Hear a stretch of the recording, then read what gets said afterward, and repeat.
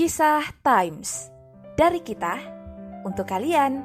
Hari ini kita akan membacakan kisah dari wanita ibu orang-orang miskin.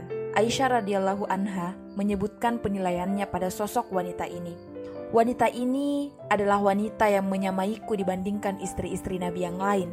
Aku tak pernah melihat seorang wanita pun yang lebih baik agamanya, lebih bertakwa, lebih jujur ucapannya, lebih menyambung silaturahmi, lebih besar sedekahnya, lebih semangat menghikmatkan dirinya dalam beramal dan mendekatkan diri kepada Allah dibandingkan dirinya, kata Aisyah radhiyallahu anha. Siapakah beliau? Iya, dia adalah Ummul Mukminin Zainab binti Jahsy. Kalian dinikahkan oleh bapak-bapak kalian, sedangkan aku langsung dinikahkan oleh Allah dari atas langit ketujuh. Hadis riwayat Al-Bukhari dalam kitab Tauhid 6984 dan Turmudzi 3213. Berbicara mengenai nasab, Ummul Mukminin Zainab binti Jahsy radhiyallahu anha adalah seorang wanita bangsawan di tengah kaumnya. Nama dan nazabnya adalah Zainab binti Jahsy bin Rob bin Ya'mar bin Zabran bin Murrah bin Kubair bin Ghanam bin Dudan bin Azad bin Khuzaimah al-Azadi. Ia lahir 33 tahun sebelum hijrah dan wafat pada tahun 21 hijrah. Ibunya adalah bibi Nabi SAW, Umaymah binti Abdul Muttalib. Dengan demikian, dari sisi nasab, Rasulullah dan Zainab binti Jahsy adalah sepupu. Zainab juga merupakan saudara perempuan dari sahabat yang mulia Abdullah bin Jahsy radhiyallahu anhu, seorang yang pertama-tama memeluk Islam dan syuhada di perang Uhud. Rasulullah SAW memiliki anak angkat, yaitu Zaid bin Haritsah radhiyallahu anhu. Karena telah cukup usia, Nabi mencarikan seseorang yang pantas untuk anak angkat ini. Beliau temui Zainab binti Jahsy, kemudian meminangnya. Zainab kemudian menjawab, "Aku tidak tertarik menikah dengannya." Rasulullah kemudian berkata, "Menikahlah dengannya." Mendengar ucapan Rasulullah, Zainab bertanya, "Wahai Rasulullah, apakah Anda memerintahkanku?"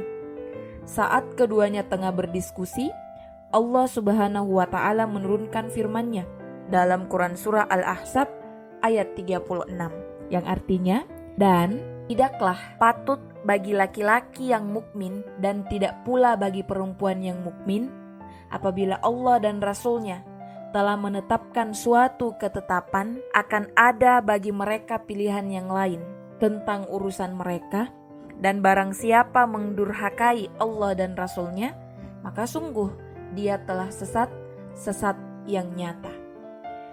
Zainab kemudian berkata, "Apakah Anda meridhoiku untuk menikah, wahai Rasulullah?" "Iya," jawaban beliau.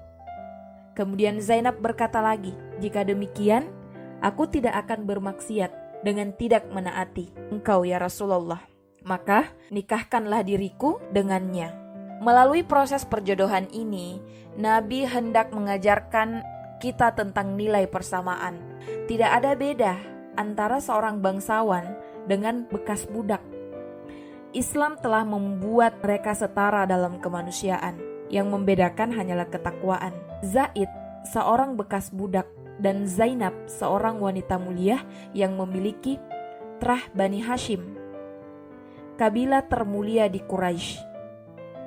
Mereka setara dalam pandangan Islam, tetapi agama dan takwalah yang patut jadi acuan. Roda kehidupan terus bergulir. Biduk rumah tangga Zaid dan Zainab berlayar, namun terseok diterpa badai, hingga Zaid menjumpai sang ayah angkat, Nabi SAW, meminta izin untuk menceraikan Zainab. Nabi menolak keinginannya. Beliau bersabda, "Bertawakallah kepada Allah, tetaplah bersama istrimu." Kemudian Allah Ta'ala menurunkan firman-Nya dalam Quran Surah Al-Ahzab ayat 37. Yang artinya, dan ingatlah ketika kamu berkata kepada orang yang Allah telah melimpahkan nikmat kepadanya, dan kamu juga telah memberikan nikmat kepadanya, tahanlah istrimu dan bertawakallah kepada Allah. Sedang kamu menyembunyikan di dalam hatimu apa yang Allah akan menyatakannya, dan kamu takut kepada manusia, sedang Allah lah lebih berhak untuk kamu takuti. Akhirnya, rumah tangga Zaid dan Zainab tak bisa dipertahankan. Setelah selesai masa iddahnya, Rasulullah SAW berkata kepada Zaid, "Pergilah, sebut aku pada dirinya." Maksudnya, beliau hendak menikahinya. Zaid berkata, "Saat Rasulullah menyatakan itu, aku pun merasa gembira. Aku pergi menemuinya. Saat berdiri di pintunya, kusampaikan padanya, 'Wahai Zainab, Rasulullah mengutusku dan menyebut dirimu.' Zainab menjawab, 'Aku belum mau bicara apapun hingga aku mendapat keputusan dari Robku.' Kemudian ia pergi menuju ruang sholatnya." Hadis riwayat Muslim dalam kitab An-Nikah nomor 1428. Kemudian turunlah firman Allah dalam Quran surah Al-Ahzab ayat 37, yang artinya, tak kala Said telah mengakhiri keperluan terhadap istrinya atau menceraikannya, kami kawinkan kamu dengan dia supaya tidak ada keberatan bagi orang mukmin untuk mengawini istri-istri anak-anak angkat mereka, apabila anak-anak angkat itu telah menyelesaikan keperluannya daripada istrinya, dan adalah ketaatan Allah itu pasti terjadi. Dengan turunnya firman Allah pada Quran surah Al-Ahzab ayat 37, tak kala Said telah mengakhiri keperluan terhadap istrinya atau menceraikannya, kami kawinkan kamu dengan dia. Zainab radhiyallahu anhu membanggakan dirinya di hadapan istri-istri Nabi yang lain. Ia berkata, "Kalian dinikahkan oleh bapak-bapak kalian, sedangkan aku langsung dinikahkan oleh Allah dari atas langit ketujuh." Hadis riwayat Al-Bukhari dalam kitab At-Tauhid nomor 6984. Ummul Mukminin Zainab radhiyallahu anha memiliki kedudukan di hati Rasulullah SAW tentunya. Untuk mengetahui posisi Zainab di hati Nabi, bisa kita simak penilaian Ibunda Aisyah. Beliau mengatakan, "Zainab adalah wanita yang menyamaiku dibanding istri-istri Nabi yang lain. Aku tak pernah melihat seorang wanita pun yang lebih baik agamanya, lebih bertakwa, lebih jujur ucapannya, lebih menyambung silaturahmi, lebih besar sedekahnya, lebih semangat berkhidmat diri dalam beramal dan mendekatkan diri kepada Allah dibandingkan dirinya. Hanya saja kekurangannya, ia agak keras dan cepat marah, namun ia cepat kembali." Hadis riwayat Muslim dalam kitab Fadhail As-Sababah nomor 2442.